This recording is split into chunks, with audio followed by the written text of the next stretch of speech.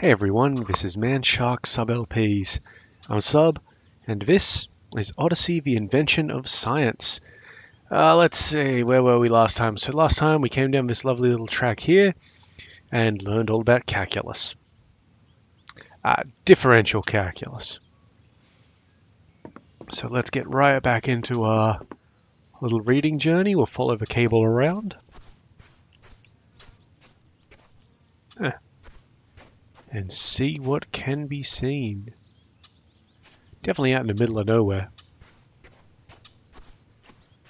Okay. Well, this crate can be destroyed by a handy pickaxe.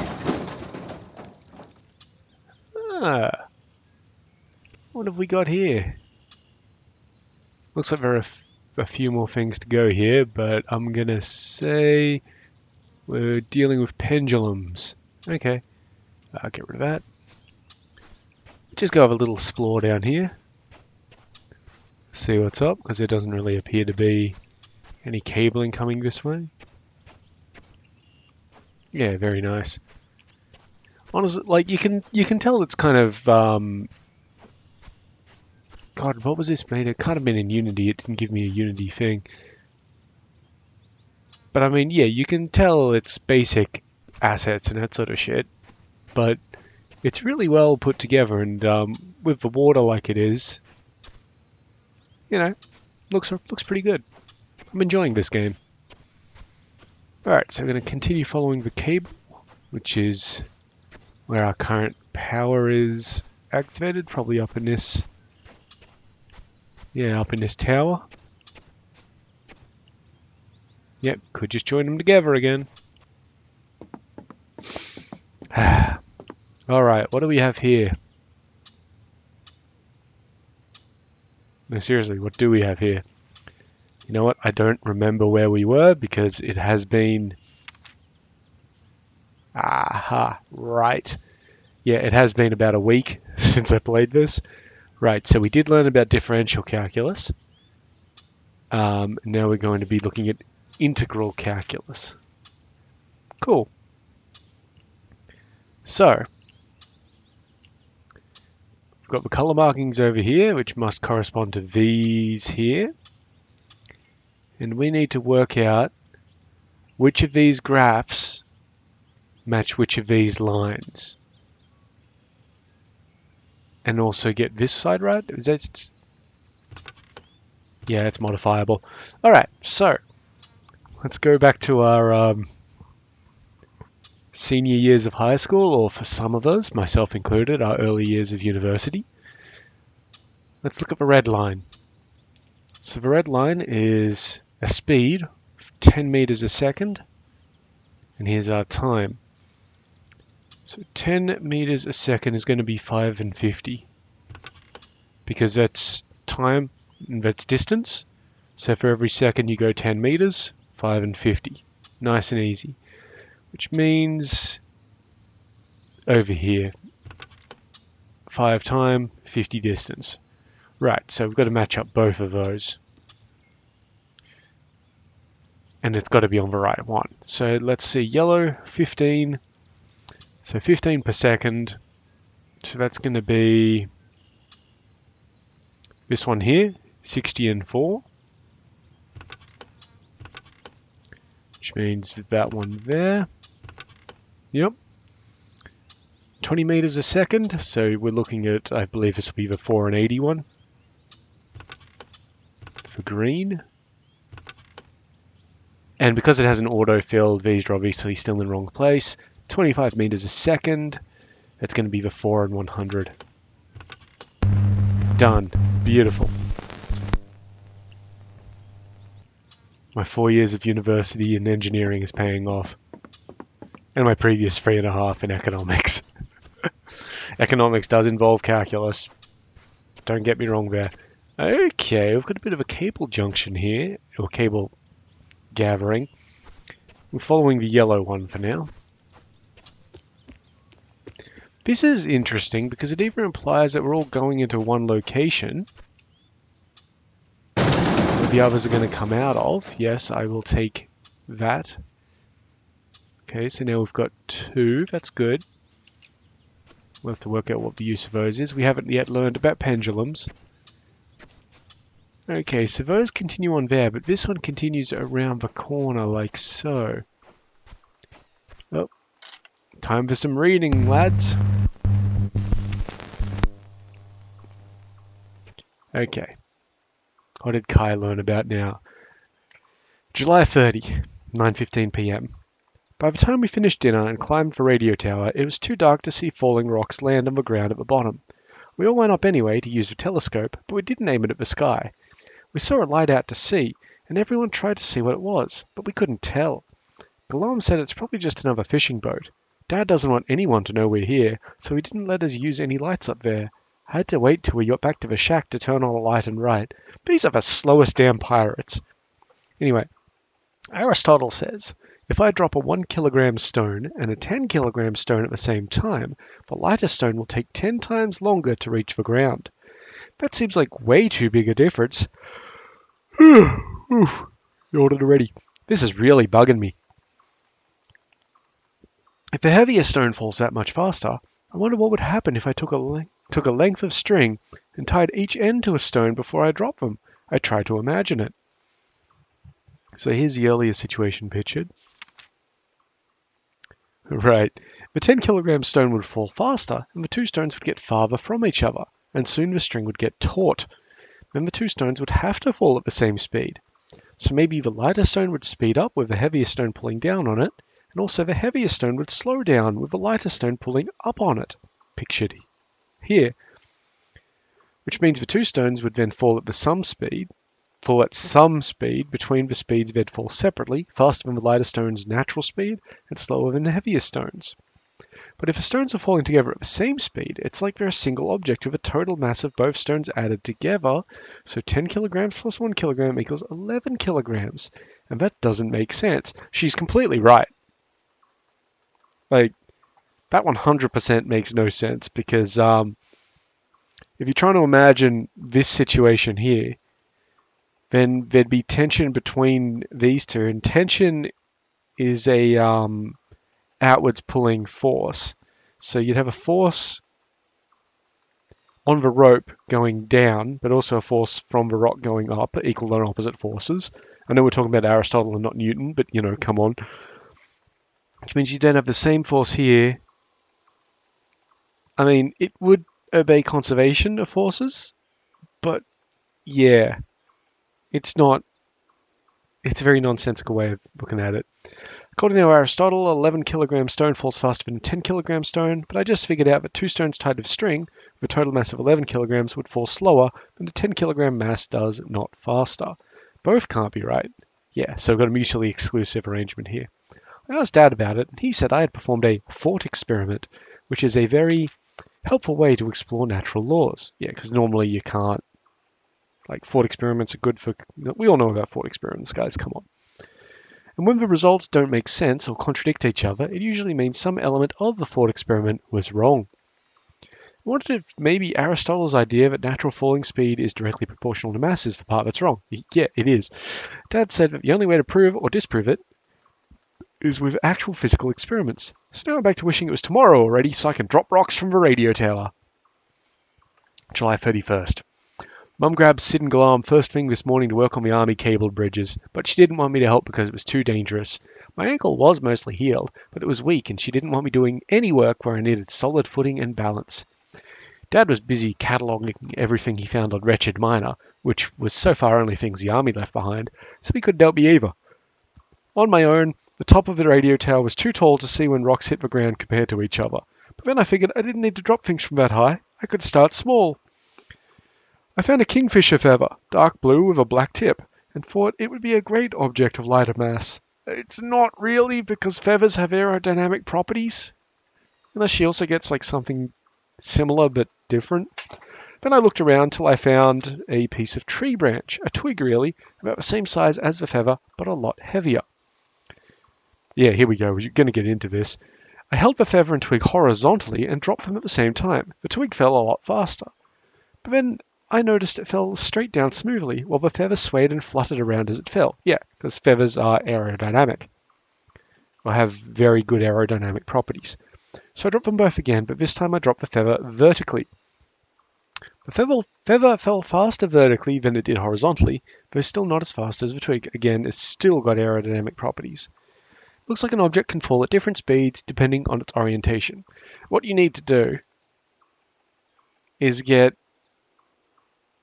like two objects of the same shape but different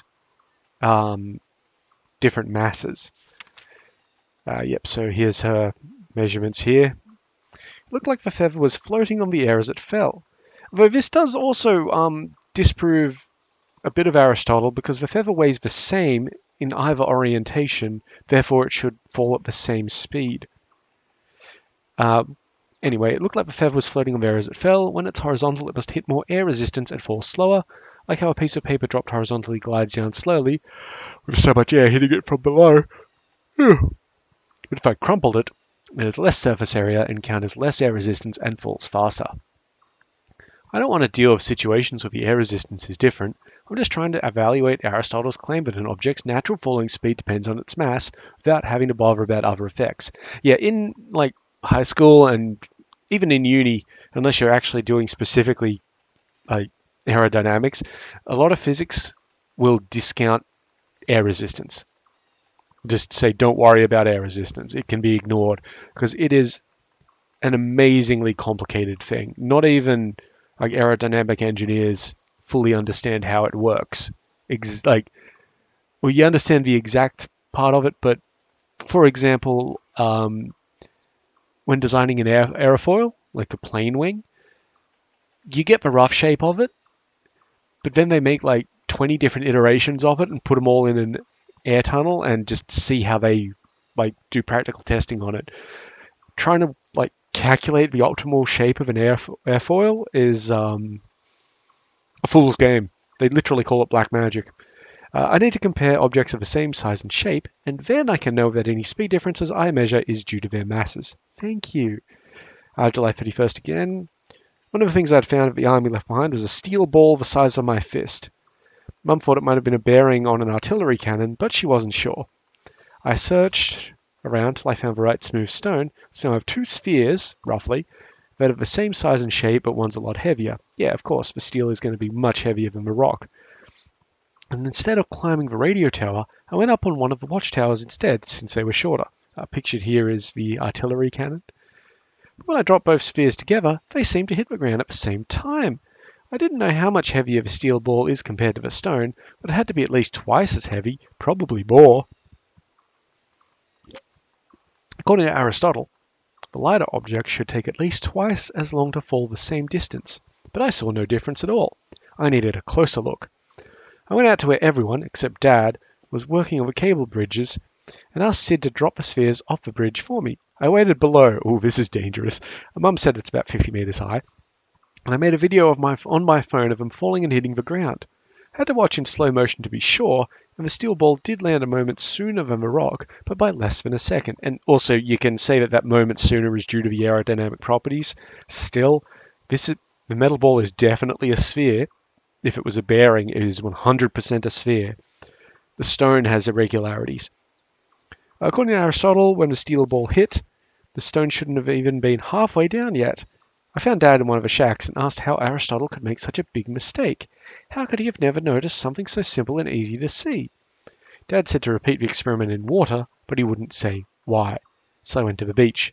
The surf was churning around too much with all the waves, and I got an idea. I went back to the lagoon by the radio tower, closed the door to the caves, turned the sump pump around, and turned it on.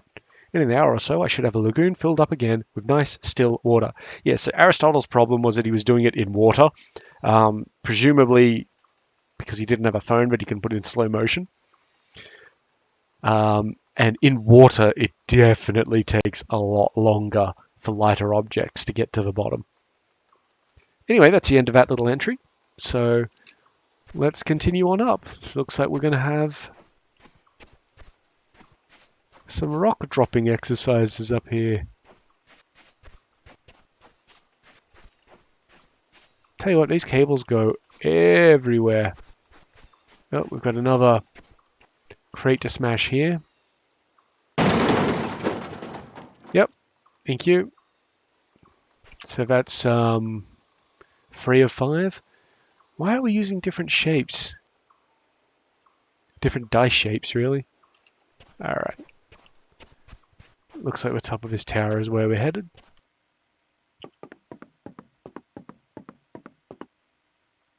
Now that's a view. Alright, here we are.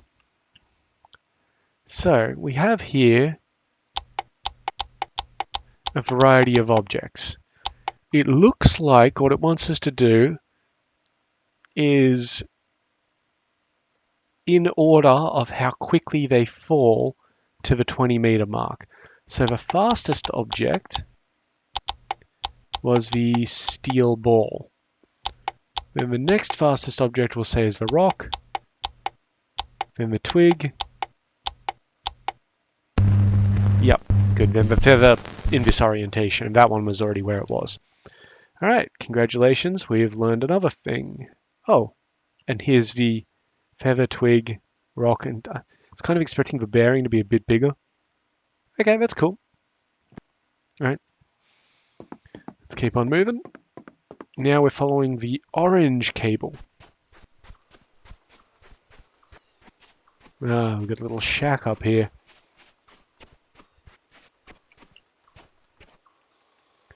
Okay, looks like we got a puzzle in the shack. Oh no, wait, that is a puzzle there.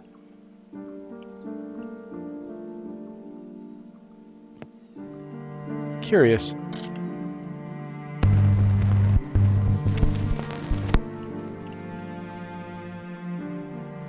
Yeah, to get the power to keep on going from this, I think we need to do that, but also this. Alright, well let's look into the writing. Alright. I didn't need to fill the lagoon all the way. Just up to my shoulders, so the water was as deep as it could be without me needing to tread water. The water slowed the spheres enough that I could actually drop them to land gently on my feet and feel exactly when they landed. I mean, I guess they weren't that big. This time the steel ball reached my right foot first, and then more than a second later the stone hit my left foot. The difference wasn't much, but it was more than when I dropped them through the air. I thought back to how the feather fell slower than the twig. That must be what's happening here. Air slows down falling objects, and since water is more dense and provides more resistance, it slows them down even more. Exactly. Then I got an idea.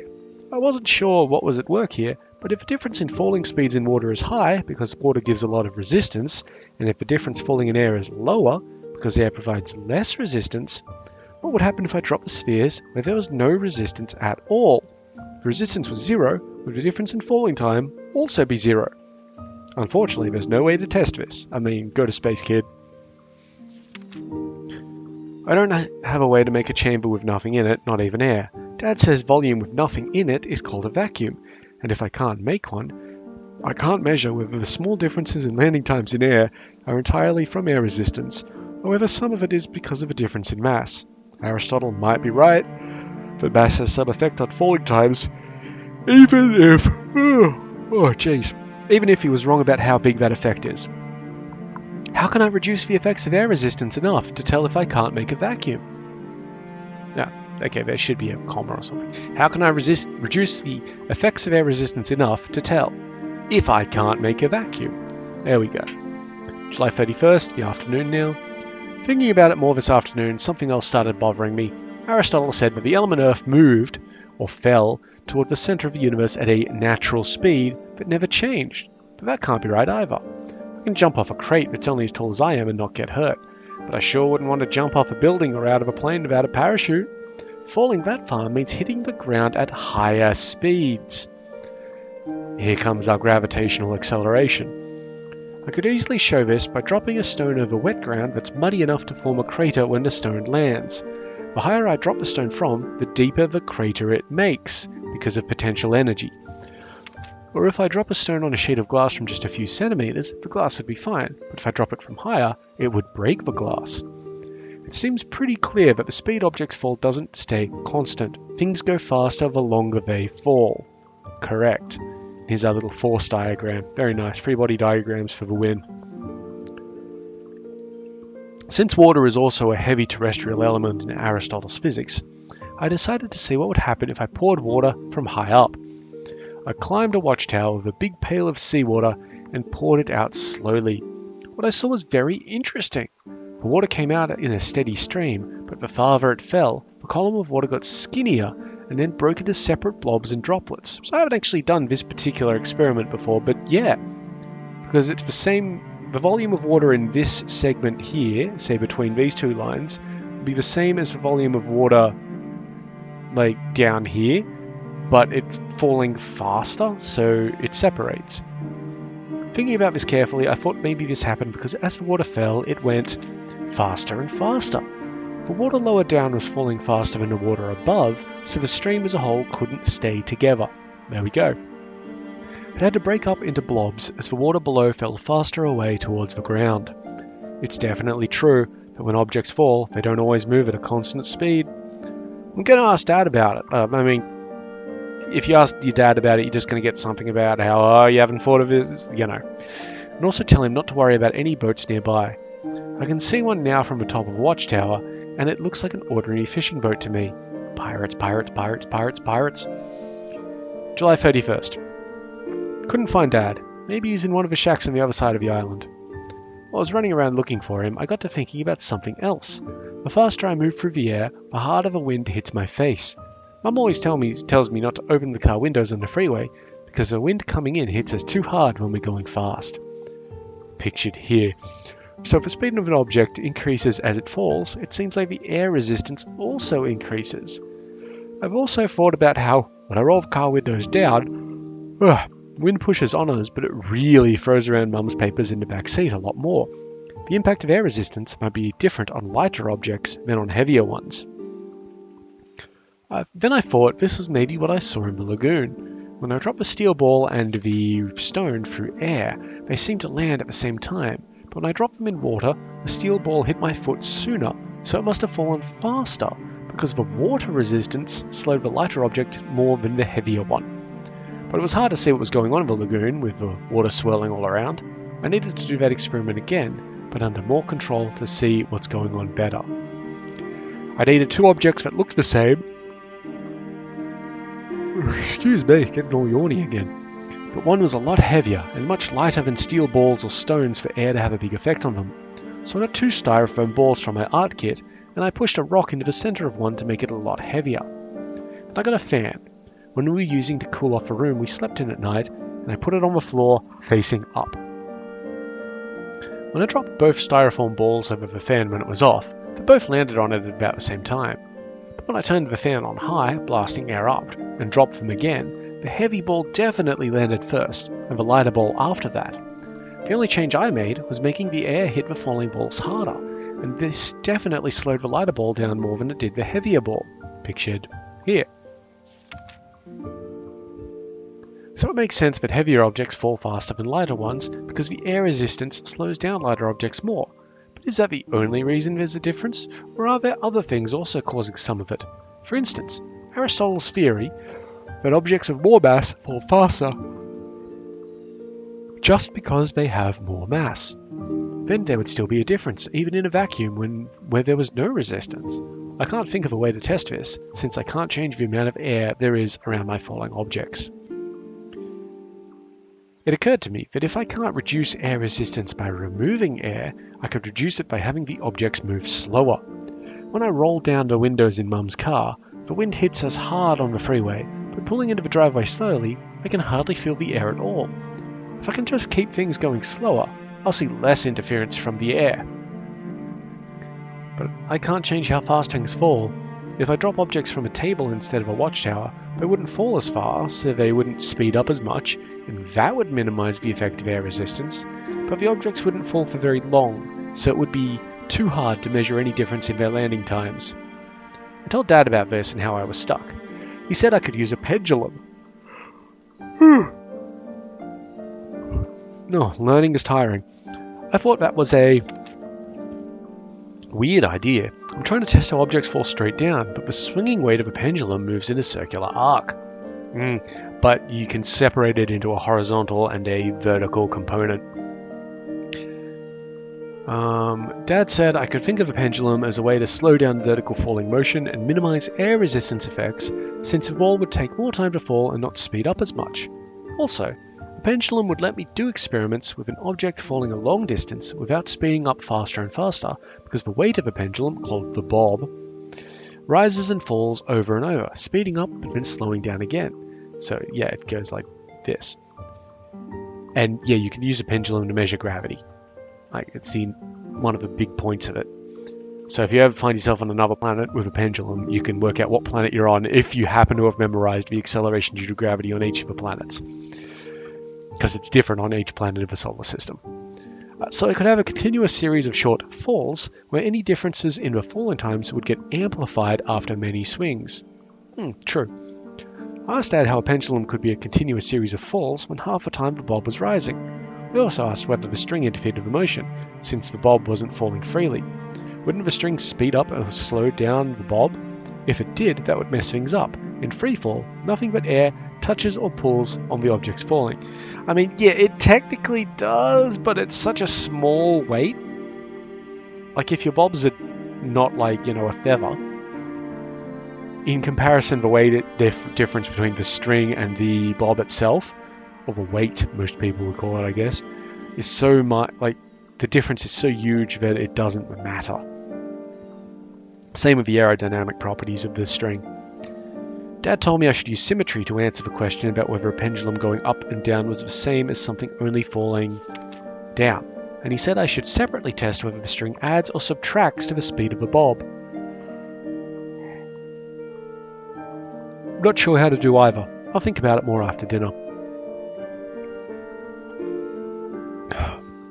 July 31, 8:15 p.m. It wasn't clear to me how the entire motion of a pendulum could be called free fall, when half the motion was the bob rising, not falling. I tried to use symmetry to figure it out, like Dad suggested. With a pendulum, I imagined the bob swinging back and forth. At the moment when the bob is straight down, it's moving sideways at some speed. I'll call that speed v. Oh, yeah, just out of the blue, we'll call it v. V is velocity, come on. Then the bob swings up, and at the moment when it stops and is about to swing down again, it's some distance higher than when it was straight down. I'll call that height h. When it falls, at the moment it's straight down again, it must be going sideways, the other direction now, at speed v again. I know this because of symmetry. When the pendulum swings back and forth, it rises to the same height on both sides of its swing. Oh, if we're ignoring air resistance, it does. And I guess we are ignoring air resistance. Eventually your pendulum will stop.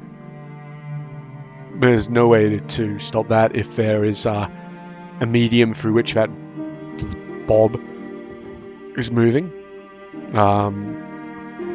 But it's such a small amount that it shouldn't matter for the purpose of these experiments.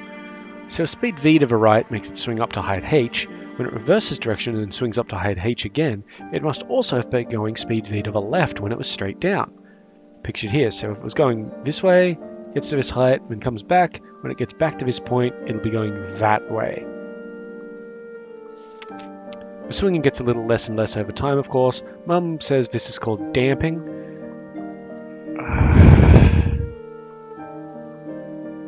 Kind of? Yeah, I guess you could call it damping because it is a reduction in velocity due to a medium. Yeah. It's probably because of air resistance, but in the first few swings, any difference isn't noticeable, so I can ignore it. Sure. This means pendulum motion from the left side down to the vertical position, and the motion from the vertical position up to the right side, were two sides of the same coin, or bob. The falling and rising of a pendulum could be analysed as if it fell 2 times in succession. They are American. From rest, through height h to the final speed v. A sequence of oscillations could thus be analysed and treated as if the bob is falling many times back to back in rapid succession from rest through height h to speed v. This analysis was convenient for me, because the final speed v at the end of any individual fall event was always low, so I could ignore air resistance effects on the pendulum until they accumulated after several seconds. That's assuming the string isn't changing anything. I need to think about that next. I'm honestly not too sure how you can... I mean, she's going to tell us in a moment, but I'm not honestly too sure how you could check if the string's doing anything. It's just that In part of your thought experiment, you can say that or your calculations, that the effects of the string are so negligible that it doesn't really matter. And I guess if you free body diagrammed it, you could say that the force from the string on the ball is the same as the force from the ball on the string, therefore they cancel out, so there's no effect on the motion of the ball. But that's Newtonian physics, so we're not even there yet, we're still in Aristotle. I needed to test whether the string of a pendulum adds or subtracts to the falling motion of the bob, other than changing its direction. To do that, I had to compare what happens with different string lengths. Oh yeah, I guess that's exactly what you could do, yeah. To what happens when the same object falls freely without a string. If all the pendulum does is lengthen the falling time, then the speed at the bottom of the swing after falling vertical height h should be the same, whether it's falling down or swinging sideways. But how could I measure the speeds to check that they're the same in all cases? Dad suggested I make a pendulum by hanging a bob and string from a nail, which is a pivot, on a piece of plywood. That way I could make marks on the wood for how the bob was swinging.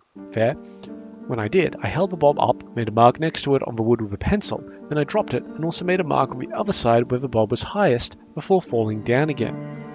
The marks were of course at the same height because the speed of the bob at the bottom of the swings was the same in both directions. Then Dad said for me to put a second nail directly below the pivot where the string was tied, about halfway down the length of the string. I did it and saw what Dad was doing. When the bob swung down and the string hit the nail, only the lower part of the string swung up, and it was like at that moment the length of the pendulum string got shortened by half for the swing up. But when I made a mark at the high point it swung to then, it was still the same height as before. So this is an interesting one here. Now, I moved the nail to lots of different points, and it didn't matter where I put it, the bob always swung up to the same height as when I dropped it, just following a different trajectory. I mean, it'll do that to some point. If you put it down like right down here, like too far down, it won't get to that point, obviously. Like if your pivot point is below, no, not even below, but like more than halfway below the actual height and the nadir of the pendulum. But what it's basically doing is, yeah, you swing it and it goes back up to this height. But if you've got this nail there and you swing it from here, it'll come down, wrap around and still go to the same height because it still has the same energy. If I didn't, oh hey, here we go. If I didn't put the nail too far down, of course. Except for that, it didn't matter how long the string of the pendulum became. The bob always swung up to the same height as it swung down from. The reason why putting the nail too far down doesn't work is because the string isn't physically long enough. That's all. And if the height of the bob rose didn't change when the length of the pendulum changed, that meant the speed it was going at the bottom of the swings didn't change either. No matter how long the pendulum was, the bob would always rise to the same height and fall back with the same speed v. But how could I be sure that using a pendulum wasn't making the speed at the bottom of the swing different compared to an object falling freely without any string at all? I got an idea, and my art supplies was an old toy gun that shot ping pong balls with a spring. The barrel of the gun was not a closed cylinder, but open on the top like a trough with a spring and a trigger to release it. I attached the ping pong ball to the spring to make it the bob of a pendulum. Then I cocked the gun, held it next to the board directly below the pivot, and with the string hanging straight down, and then I pulled the trigger. The spring hit the ball and gave it an initial speed to the right, and I marked how high the ball swung up on the plywood before swinging down again.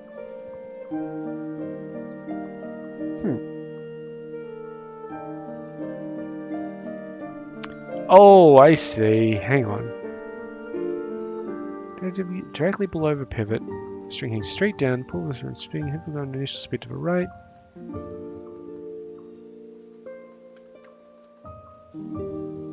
Oh, I see what she's doing. Yeah. So I hope that we're about to have a diagram of this because this is actually kind of complicated. Then I detached the string, put the ball in the gun and cocked it. If a pendulum doesn't change speed compared to falling freely, then I should be able to shoot the ball straight up from the same spot as before when it was a pendulum bob, and it should go up the same height as it did on the pendulum before falling again. Yeah, so here's the gun. Here's the pendulum ball. She's got it connected to a spring. She fires it. It should go... on this one, if she's got it like this with nothing on it and fires it straight up, it should go to the same rest position because it's got the same energy behind it. And the energy is only being bled in the vertical direction, not a horizontal movement doesn't bleed energy, except by air resistance, which we discount. And it did. So by symmetry, it's clear that when a ball falls a height h, whether vertically or along the curved part of the pendulum arc, its speed at the bottom is the same. This is getting really into projectile motion, where, where do you go? With projectile motion, you separate into vertical and horizontal components. That's why, this is the same reason why when you fire a bullet from a gun directly horizontal, it will hit the ground at the exact same time as a bullet that you dropped. Well, I mean, discounting for Coriolis spin and like rifling spin and all that sort of stuff. But rifling spin, I think, just stabilizes the bullet so it doesn't tumble, because tumbling is an issue if you're trying to be accurate.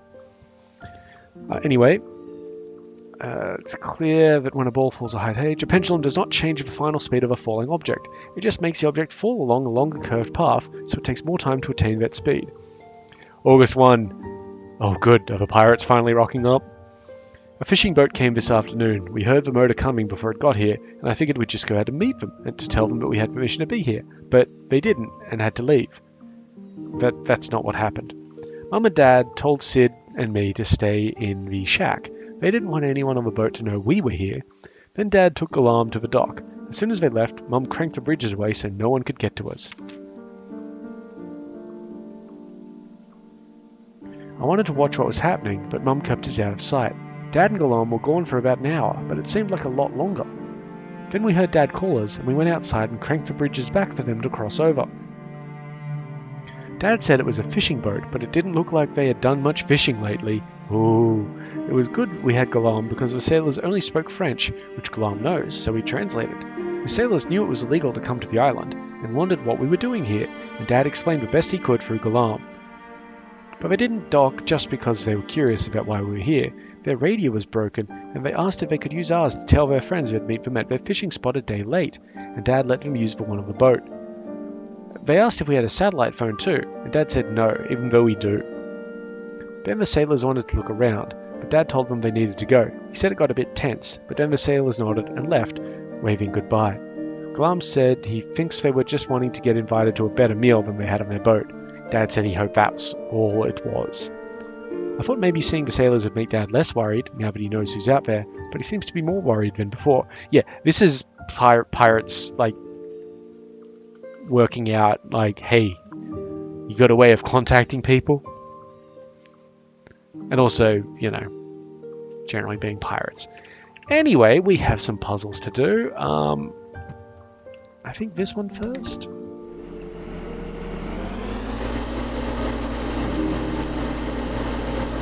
Maybe?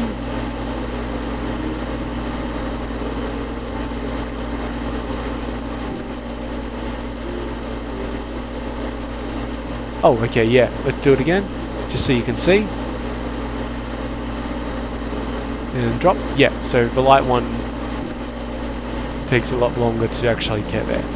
We'll leave that on for the moment, and we will have a look at this. So let's see how this is going to work. Yep. And then release. Yeah, see the shape it's drawing? That basically shows what we were just doing. And then we can get this down here. Do it again. This really does illustrate the pinpoint pretty well. And release. Do I need to click something to release it? Yep. Yeah. So the shape is definitely different. There's no hiding that, but the height is the same. So that's cool. Somehow I don't think that we had to actually solve anything there. That was just to demonstrate it. So now let's follow the purple line. Finally the pirates are going to come.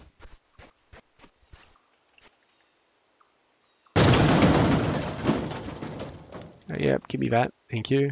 So now I think we've got 4 of them. Yeah, good. I don't know what those are for, but I guess we'll find out. I wonder if it actually wanted us to go up there. Let's just check that out real quick. No, it's got 2 cables going to it, which means it's got to feed through from somewhere. So purple is what we're following right now.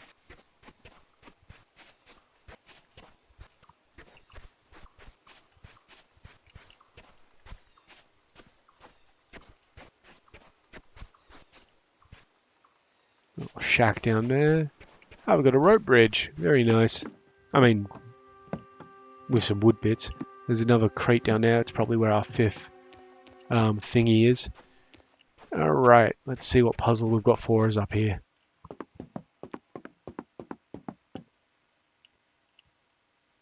Okay.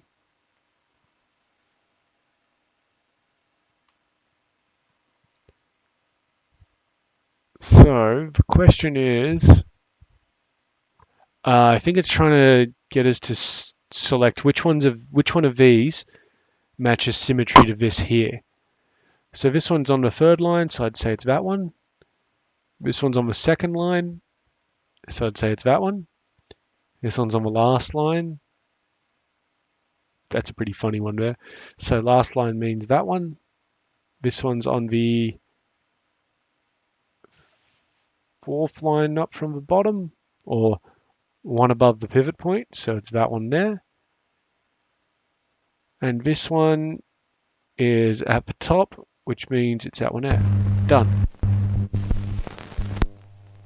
And actually that one there would cause a fairly significant issue, because then the ball would actually loop all the way around and would wreck your pivot. But whatever. Okay, we're now following the pink line. Good of them to color code their cables like this. Oh, this is cool. Little rock passageway. Alright, let's get down there. Probably won't let us charge off the cliff. Nah.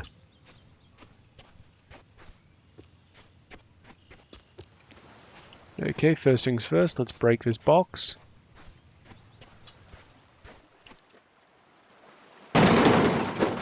Awesome, there's our 5th one of these, whatever these are used for. Where did that pink line go? Okay.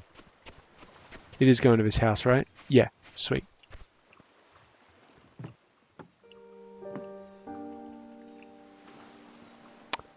Well, guys, it's time for some more reading. God, these pirates better show up properly in a bit. August 2nd. Just get a bit more caffeine into me. Now that I know pendulums can be used to represent falling objects, I made 2 pendulums today that are the same in every way, size, length, etc. The only difference being the mass of the bobs. One was a lot heavier than the other. When I swung them, they never got going very fast, so I think I don't have to worry about air resistance changing anything now.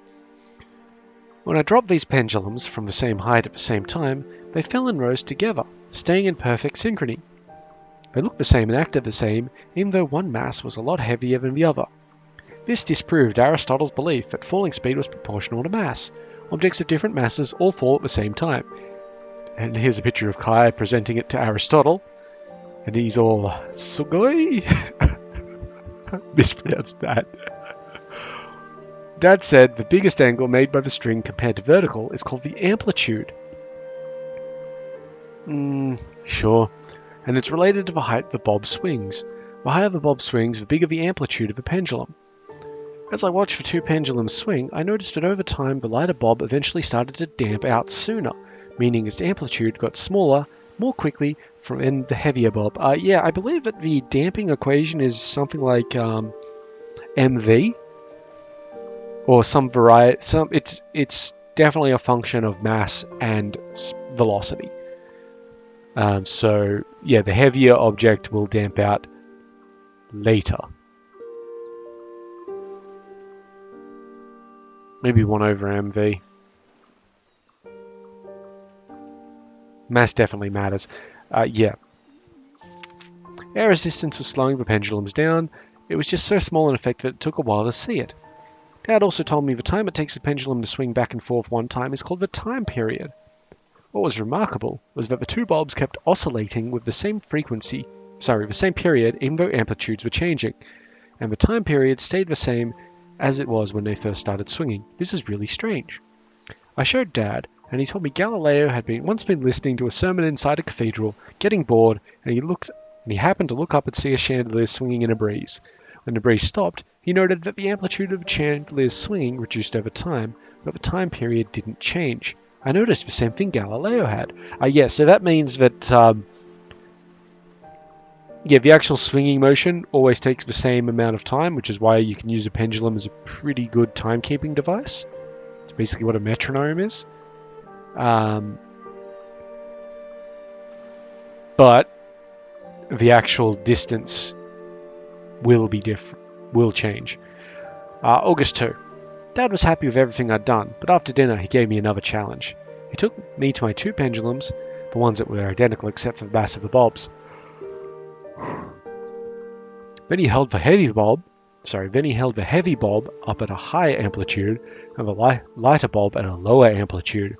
He dropped them at the same time, and they swung together with the same period, crossing the vertical at the same time. But he pointed out that the heavier mass swung at faster speeds than the slower mass. He said since the heavier mass was moving faster, doesn't that mean that the two masses aren't actually falling at the same speed as each other? I agreed that the top speed of the heavy mass was faster than the top speed of a smaller mass, but it's also swinging a longer distance. So I think what we're going to get into here is the vertical and horizontal motion, because they're still falling at the same speed. They're falling at different speeds, because one has a longer distance to fall. That should be right. That's why the time periods are the same, and that was the important part. The heavy bulb swung with a larger amplitude, so its path had a longer distance to go than the lighter bulb, so to have the same time period it had to go faster over that longer distance. The faster speed was only because of a larger amplitude. The weight of the bulbs had nothing to do with it. To show him, I repeated his experiment, but this time I held the lighter bulb high with a larger amplitude and the heavier bulb low and dropped them together.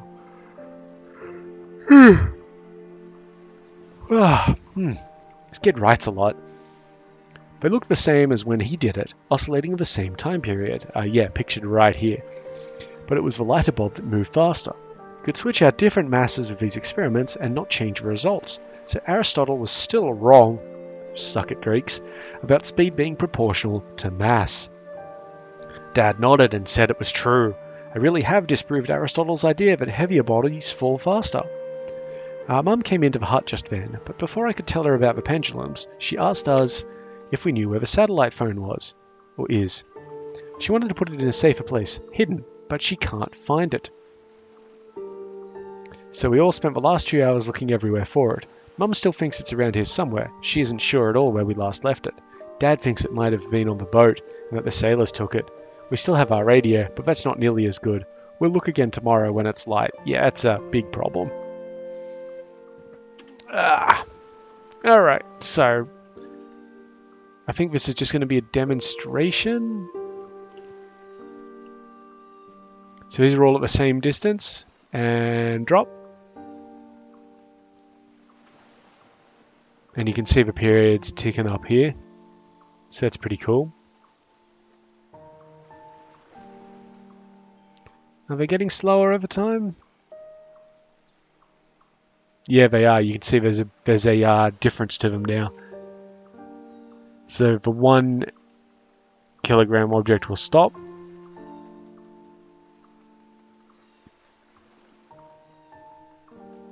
There you go. And the 3 kilogram will stop. Yeah, well, I just stopped him anyway. But yeah, you can see that there's different time periods. Anyway, let's continue and follow the red cable now, which goes back up the top. I think that the red went to this. Yeah, there it is. So we follow the red up here. We assume that it didn't get hit with anything along the way. Then we'll be following the green back down there. So let's get this puzzle up here sorted out.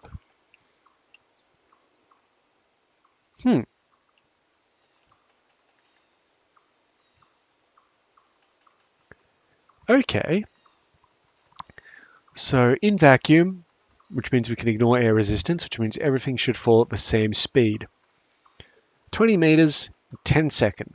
Sorry, 20 meters in 2 seconds. So that's a speed of 10 meters a second if it falls at a constant speed.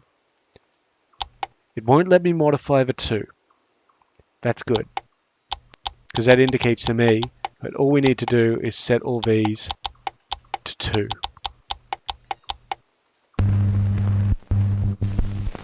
Beautiful. And you know what? Seeing as we've just saved, I think that might be a good point to... you know what? No, we're doing these in succession.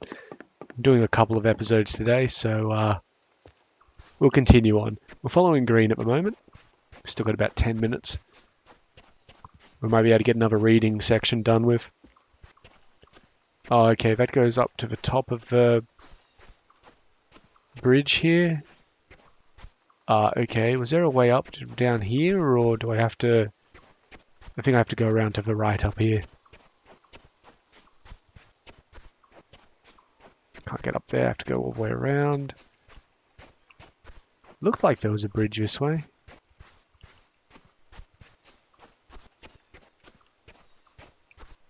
Yeah, up here where this red goes. Very nice. Lovely little island. Like, you know. That was a cyan now. Where did that come from? Or is it just one of those ones that goes into the... Oh no, it's up there. Huh. Very interesting. Anyway, we're following green now, not cyan. Ah, this goes over this way. Yeah, I remember this part. This is a pretty smart way of getting a lot out of your terrain. Oh yeah, we totally have the crank for this. So we could now access, this is the original area where we came across. However, we don't actually want to access that yet. We want to access this house over here. So let's see.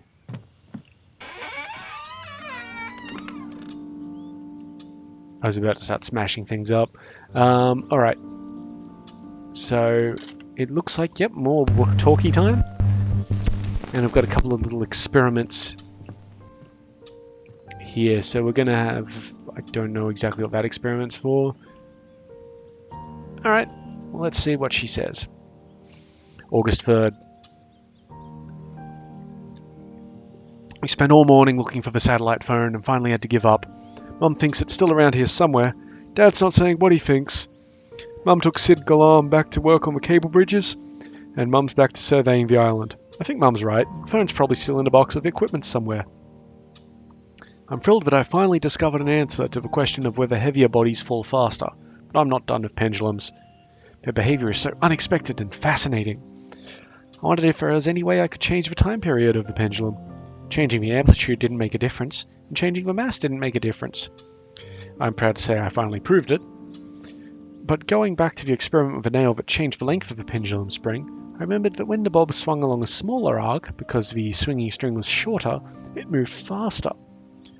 I decided to test this more by making two pendulums that were identical, including bobs of equal mass, except with very different string lengths. I released them from the same amplitude, which didn't mean the same height this time, because the strings were different in length, so I was careful to measure them to have the same angle away from vertical, and watched what happened. The bob on the shorter string moved faster, and also with a shorter time period. I reduced the string length some more, and it oscillated even faster. In fact, experimenting with different string lengths, I discovered a pattern. God, are we regressive? Doing regression analysis on this? It was a relationship between the time period and the length of the pendulum. To double the time period, I needed to quadruple the length of the string. If I wanted to reduce the time period to 1/3 of what it was, I had to reduce the string length to be 1/9 of what it was. The time period was proportional to the square root of the length. Yeah, That's it. I asked Dad and he said I was right. Even then, I decided to see what would happen if I made a pendulum with a really long string by tying a big rock to the long rope hanging from a watchtower. The rope was 16 times as long as my initial pendulum, but its time period turned out to be almost 4 times longer, like I expected. Looking at my massive pendulum, Dad told me a story about one of his professors who made a huge pendulum in class with a very heavy bob. I love this one. This is a great way to troll people. He held it high, touching his nose, and he dropped it and closed his eyes. A lot of students yelled for him to move out of the way so it wouldn't come back and smash his face. He, of course, knew it wouldn't swing higher on the return swing than the spot he dropped it from and hit his face. And I knew it too. Yeah, because it will never go higher than it originally was, without some external force acting on it. It literally can't do it. There you go. Old-time science troll face. August 4 again. Today's Dad said I had to use what I had learned to find my lunch in a scavenger hunt he set up this morning. To begin, I needed to go up the radio tower and look through the telescope. When I got there, I found it pointed at the main part of Wretched Miner. Through it, I saw an old metal box on the rocks. Also a funny sign of the word ... painted on it in Dad's handwriting. I immediately ran down the tower and over to the island to find the box, but I couldn't find a way up to where I thought it would be. I went back up the telescope to look more carefully for landmarks, and I saw something else. One of the old army cables was attached to the box. I could follow the cable. A week ago, Mum tested the old cables and found out they were fine, so she hooked up a solar panel, and now Dad has working lamps in all the watchtowers. They must have found this old box when they were working on the cables. And they didn't say anything. It didn't take long to find the right coloured cable. We've seen this box before, by the way, this army safe, because we did look through that same telescope. I followed it through a hidden cave and out into the sun again, and up a narrow path to the top of the hill where I found the metal box. It was actually an old army safe wedged into the rocks. There was a combination lock on the cable stopping power from reaching it. Right here. The combination must be the word Dad wrote on the sign, though it was up above somewhere, and I couldn't see it from here. I remembered the word though, and dialed it in, and it worked, but it didn't open the safe, just activated the button on the front. On the ground was a note from Dad telling me the button on the safe swung a pendulum. That's why it needed electricity, and moving the sliding arrow up and down changed the pendulum's characteristics. The army had a code book he found in the bunker, where all the different pendulum speeds were linked to the geometric figures on the combination lock. That's what we've been picking up. But instead of giving me the code book, he made his own clues and put them into watchtowers for me to find. I ran to all the watchtowers and found a drawing in each one, connecting each of the safe's geometric figures to a pendulum with length, mass, and amplitude. Along with his sketches, I also found notes where Dad talked about how finding this safe last week put pendulums into his head. Though he said he would have thought to suggest them to me anyway, since that's how Galileo tackled the problem I faced. It was just a funny coincidence. Yeah, I'm sure the army decided, hey, you know what would be a good idea? We'll make a combination lock and use, pendulum processors for it. Come on. Based on what I learned about pendulum speeds, I knew what information mattered and what didn't matter, so I could match the symbols to the pendulum speeds on the safe. When I dialed them all in, the safe opened. Lunchtime! This afternoon I'm going to lock Sid's dinner up here, but I think I'll make it harder by putting the 5 drawings somewhere else, not just sitting down in the watchtowers. Alright, so we'll investigate these things and then call it the end of the episode. So let's see what this one does. So these are all 5 kilo masses. Yeah. Okay, so they're being loaded up at different angles. And yeah, you'll see they've all got the same period. They all reach their the end of their arc at the same time. They all pass through the middle at the same time. That's completely correct. This one, however, will show you a little bit different. So they should all be going to the same angle. And you look at the strings to determine that. Yep. And then release, and they're going to be all over the place. Yeah. Very cool. Alright, I guess we'll call that the end of the episode. We need to follow the When we come back, we'll be following the cyan wire, I believe it is, and see what mysteries await us. We also have to get back and remember something. But we'll deal with that, as I said, next episode. In the meantime, I've been Sub, you've been yourselves. Later.